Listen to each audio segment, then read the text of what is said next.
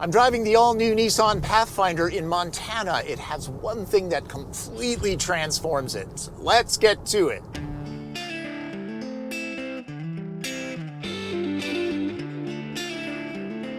The Nissan Pathfinder has been a lot of things to a lot of people since it hit the trails in 1985. Two-door, four-door, truck-based, and unibody. The fourth generation, built since 2013, is most memorable for being, well, forgettable. So welcome Gen 5. The 2022 Pathfinder is as stylish as the outgoing model was anonymous.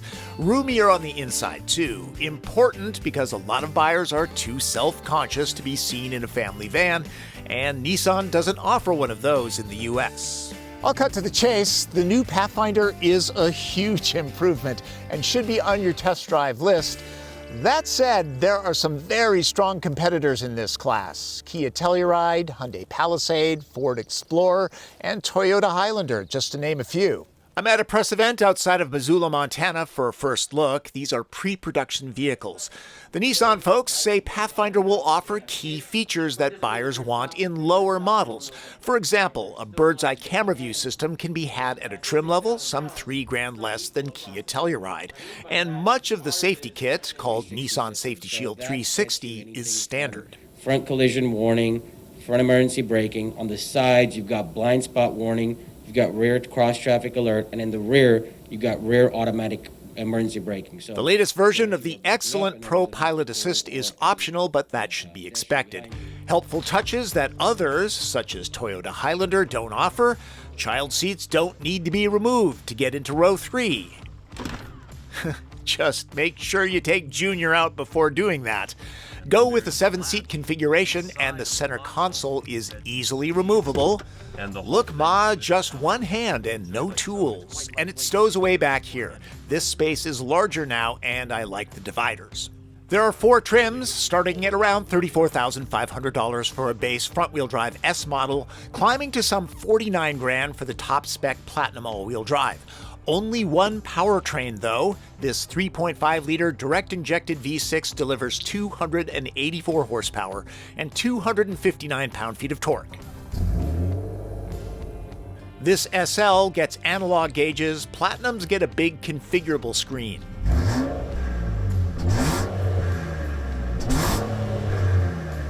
Here's the moment we've all waited for. No CVT. This controls a ZF 9-speed. No simulated gears, they're real. And there are drive modes. All-wheel drive is a $1,900 upcharge on all models. Just match the icon to the terrain you need to cross. The drive and terrain mode selector has 7 settings. The Platinum model gets a very large head-up display. I like this. Nissan had an Airstream for towing demos. It can tug up to 6,000 pounds, and sway control is standard. Most 3-row machines are relegated to hauling families, so I'm going to check out on-road performance first. So the first couple miles, Nissan has put us on a fairly rough dirt road, which is a great way to assess the suspension and the chassis. It's pretty good. Soaks up big bumps very nicely. Pretty darn comfortable. True off-roading is coming up. Stand by for that. Let's move on to pavement driving. Yeah, I like the efficiency of a hybrid, but the power and the sound of a V6, also appealing.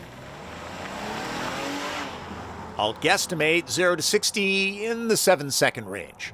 On 2-lane roads like this, it's really nice to have the power of a V6. Stomp it, and you can get around slow-moving vehicles without too much of a problem.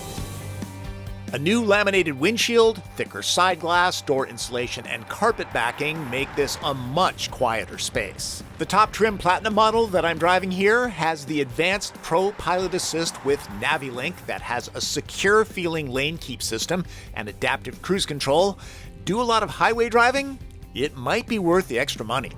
Pathfinder has the ride height that people like these days. You're up higher, and even though it's a larger vehicle, it doesn't feel huge. It drives a size smaller than it is, and overall visibility is excellent. Pathfinder doesn't feel like you're behind the wheel of a semi-truck. On-center feel is solid. The steering effort is on the lighter side. Just want to say thank you, Nissan, for ditching the CVT. This 9-speed transforms the Pathfinder. Shifts are quick, They're sure, and the programming is very well done. Not an all-new architecture, a 50% increase in high-strength steel give it a substantial feel. Front and rear roll stiffness are up by 28 and 14% respectively, helping handling. Pathfinder corners well for a 3-row family crossover. Overall, it averages 23 miles per gallon, a little better than Telluride, Pilot, or Palisade. That fuel economy isn't going to match Highlander Hybrid, but hey, this is more powerful, and you gotta choose your tool. A quick look at what owners will see the most. This is a front drive SL with the premium package, the one that Nissan believes will be the volume seller. It's over 10 cubic feet larger inside now, and it looks better, but as always, that depends on the trim level. Like most in this class, there are places to squirrel things away. The electronic transmission selector opens up room underneath. I like this shelf. This is what I had for lunch today. I was loaded up with a lot of snacks too. You never go hungry on events like this. Large thermal bottles fit in here. Both driver and passenger get powered seats at the SL level. Arguably, Nissan's zero-gravity seats are the best found in a mainstream brand. They're heated, so is the steering wheel. There's a big glass roof, too, to see the wilderness more clearly. And a bird's-eye camera view, so you don't back over a little critter. Small things like door releases feel good in hand. My primary gripe with Pathfinder is the user interface, which is similar to the one found in all Nissans. It's a rudimentary setup with average response and graphics. It is configurable though, and I didn't get time to check the voice recognition. Android Auto and Apple CarPlay are standard and wireless on SL and Platinum. I didn't give the 13-speaker Bose system a hard listen, but it seemed good. Before I go any farther, let's go off-roading. Just follow the Titan. Don't want to get lost. Nissan found a spot that would show off the Pathfinder's ability. The predictive all-wheel drive system has direct coupling.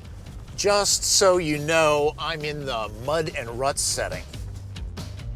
Generally, if family crossovers ever even see a dirt road of any kind, it's this kind of situation, something like an unimproved Forest Service road on the way to a trailhead. But, okay, we're getting into stuff that is a little tougher. Right? Handles ruts pretty well. I believe many people overbuy all-wheel drive vehicles, but really, this couldn't be done in a Honda Accord. The good news is the ground clearance has been improved from the outgoing model. The bad news is it's only 1/10 of an inch. It's now 7.1 inches. Actually, I'm impressed that they're taking us on stuff as rugged as this. Good to have a spotter. Okay, well, if you don't hear that, you're not trying hard enough, right? Cameras never really show how steep terrain is. This is more than a moderate grade. All right, this is a good place to test out hill descent control. Feet are off the brake and off the throttle. Just guides down very nicely. Thanks for the spot. Hey, buy a Land Rover Defender if you plan on fording deep water and such. Let's get back to the interior and row number 2. Again, this is the Volume SL interior with the captain's chairs, the first time that Pathfinder has ever offered them.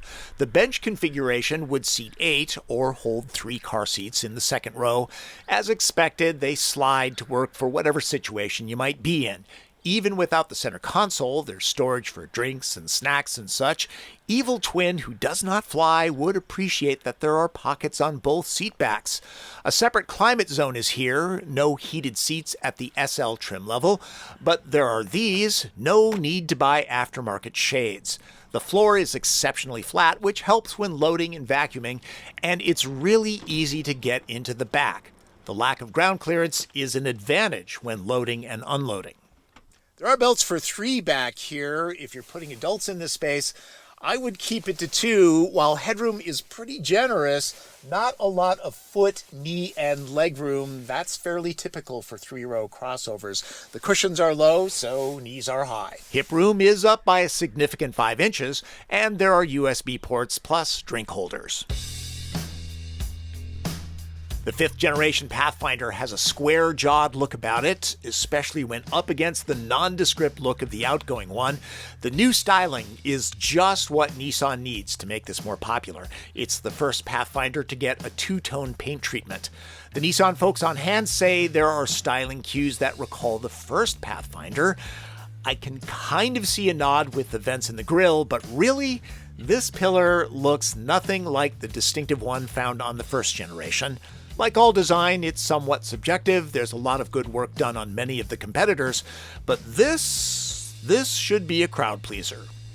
Kicked open tailgate is available, and since I'm like 50 miles away from Missoula, the closest town, the TP trunk test is not happening today. You're gonna have to be happy with my luggage.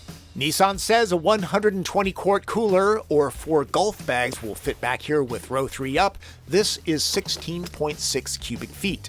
The lower storage area is up by 20 to 54.1 liters of storage. Not that Americans know what a liter is. There are no remote seat releases or a power option, but it's easy to reach in and lower row 3. There are pull straps to raise them back up.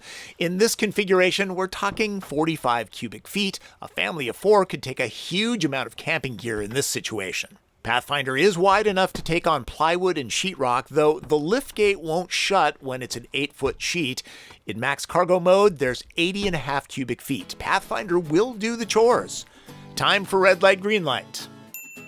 Green light. The 9-speed automatic, of course, it makes a huge difference in Pathfinder's dynamic. No more droning. The interior and cargo area aren't just larger, they're more useful and look more expensive. The feature and option packaging works for people that might want something like rear automatic emergency braking, but don't want the most expensive trim level. And the styling is refined but rugged. It hits the sweet spot in this class. Yellow light. The V6 powertrain is smooth with good power. Highlander Hybrid slays it in efficiency. Yes, the third row is roomier now. Still, like many in class, it's steerage for adults. The new Nissan electronic transmission selector allows for space under the center console. The feel is a bit cheap, something that I noticed with Rogue. Red light. Nissan needs to work on its user interface. It's average tech in a well-done interior. 7.1 inches of ground clearance is low for off-roading and places that get deep snow. And nice that plywood fits in width-wise, but you'll be MacGyvering the liftgate for length. The 2022 Pathfinder's powertrain, efficiency, refinement, usable space, features, safety tech, and design are upgraded from the 2020 model. There was no 2021. Overall, Pathfinder goes from pretty much last in class to very, very competitive. It just depends on what your needs are. Test drive, find out what works for you. We all win when automakers compete. Clearly, this 5th generation is blazing a new trail for the Pathfinder nameplate. You might remember I was invited to the Nissan Design Studios in Japan a year and a half ago to see everything the company had on tap for the next 4 or 5 years. I remember Pathfinder being a standout even among the stars like the new Z, Frontier, and Aria electric car. Glad it made it to market just the way we saw it. And there are some other cool things coming. I just can't talk about them yet. That's my first look at the all-new Nissan Pathfinder. As always, I will leave you with a fun fact. The first generation Pathfinder was a body-on-frame vehicle. The second generation, unibody. The third generation, body-on-frame. The fourth generation, unibody. And this one, unibody. Kind of breaks the streak. Thanks for watching. Remember to subscribe every Tuesday, a great car review video. That's Driven. I'm Tom Voelk.